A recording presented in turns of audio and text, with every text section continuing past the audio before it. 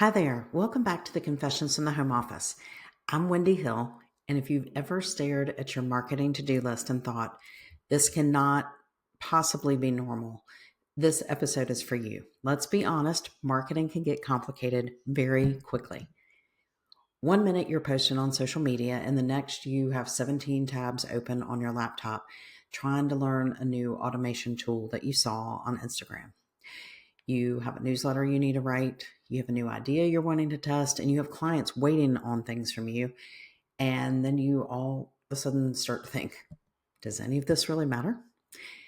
I've been there, believe me, many times over the years. And here's the thing, most of the time, the problem isn't that you're bad at marketing, it's just that you're trying to do too much at once. So today we're going to talk about simplifying.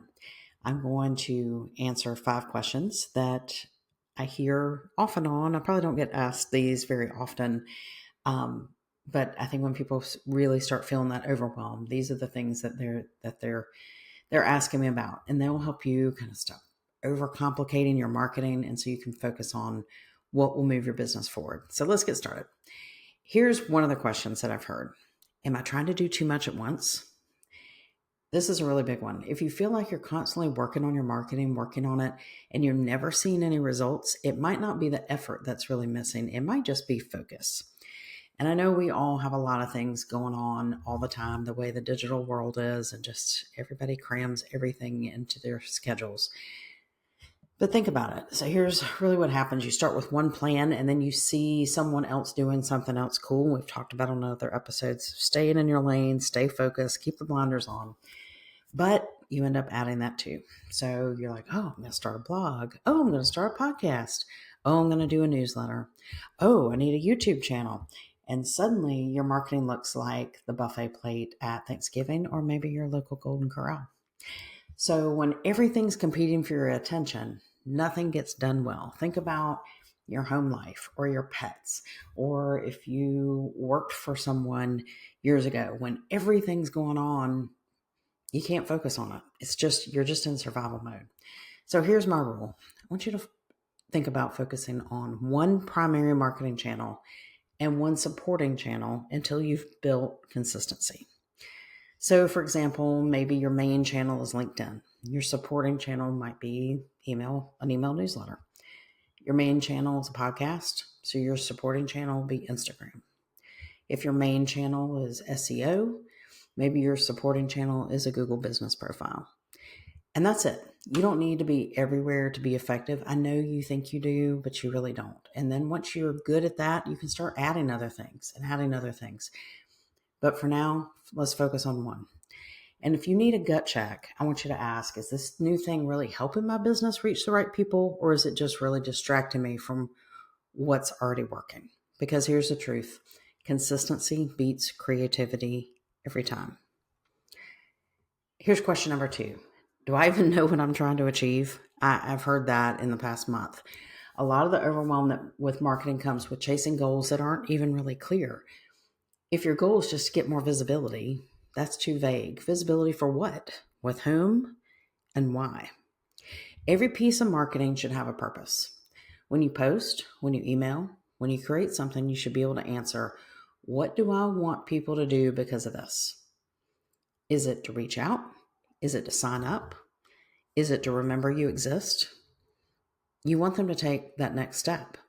If you can't answer that, it's probably not worth doing, at least not right now. Don't throw that idea away. Just put it in a folder somewhere. So here's a tip. Write down one marketing goal for the next 30, 60 days. Make it measurable, make it realistic, but make it specific. Don't just throw, I want to do this. I want to do this. Be really specific. Maybe it's, I want to book a call to talk with 10 prospects. I want to add 50 subscribers to my list. I'm going to post consistently on my social media channel for 8 weeks. Then every time you think about starting something new, say, does this move me closer to the goal? And if not, put it in that folder. You can always come back to it later. I have notebooks full of folders. Notebooks. So simplifying isn't about doing less just to do less. It's about focusing on what matters most right now. So question number 3. This one's kind of an odd one. But once I start talking about this one, you'll see it. What's already working that I'm ignoring? So business owners are notorious for chasing shiny objects while ignoring what's quietly already working. I've done it too. You get bored of doing the same thing over and over. So you assume it's stale, but here's the truth. Your audience doesn't get bored as fast as you do. Believe me, they are not just focused on you. They have a lot of things that can get their attention. Things move quickly. They see something from you, they forget about it. Maybe you've been getting steady leads from LinkedIn or from referrals, but because it feels too easy, you're like, oh, I got to move on to something else. I got to do something else. I'm going to crack the code. I'm going to get to the next level. I call this marketing amnesia. You forgot what's producing results because it's not new anymore. Here's your homework. I want you to pull up your last 5 clients or customers that you got and ask yourself, how did they find me? What made them reach out? What did I do that worked? You might find that the things driving results aren't the things you're spending time on right now. And when you double down on what's already working, you simplify your workload and increase your impact. So think about that one. Question number 4, where can I simplify my tools or tech? So I have a lot of friends that say, I use this tool, I bought this tool, not really using this tool, but I pay for it. So if your marketing stack feels like a mess, maybe you have 5 different apps for scheduling, content creation, and analytics, it's really time for a detox. I had a client that was using 3 different systems for emails for different segments, 2 different scheduling platforms for social media posts, and 2 different things for graphics. And they were spending more time managing the tools than creating the marketing and paying for all those subscription fees on top of that, which becomes astronomical. You don't need the fanciest tools. You need the ones that save you time. So here's a quick audit to simplify your tech. What do I use every day or a couple times a week? What's actually helping me create or sell? What can I automate or combine? And if a tool doesn't save you time, make you money, or just overall make your life easier, just unsubscribe. Don't pay for it anymore. Don't use it.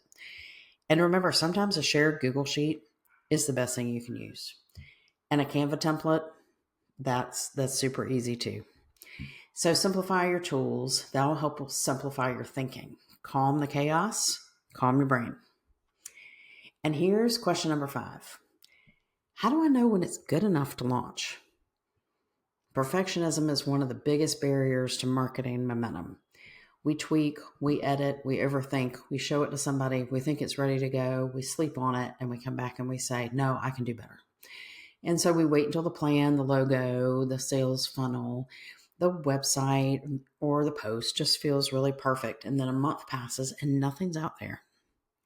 So here's the truth. Your audience can engage with what they never see. They don't read your mind. They have no idea what could be coming. You have to tell them.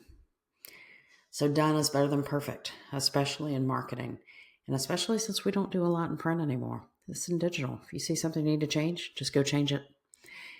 I used to work in ad agencies. When you sent the proof off or the ad went out, that was it. And you had to make sure it was perfect. And it's good to make sure there's no errors in what you have now, but you can change things up if you need to. Your first version is not going to be perfect, but it will teach what you need to fix for the second version.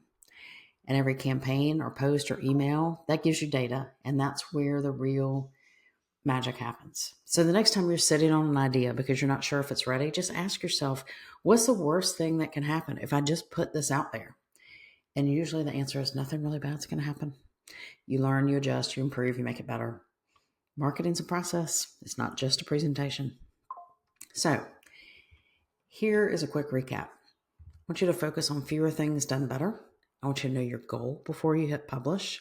Don't just have an idea. Know your goal. You're not just doing this for fun. Stick with what's working, even if it feels boring. I want you to simplify your tech and your time. There's no need to have things very complicated. And don't wait for perfect. Just launch, learn, repeat. So if you're feeling overwhelmed or overcomplicating your marketing, this is your sign to take a breath, simplify, and focus on what matters.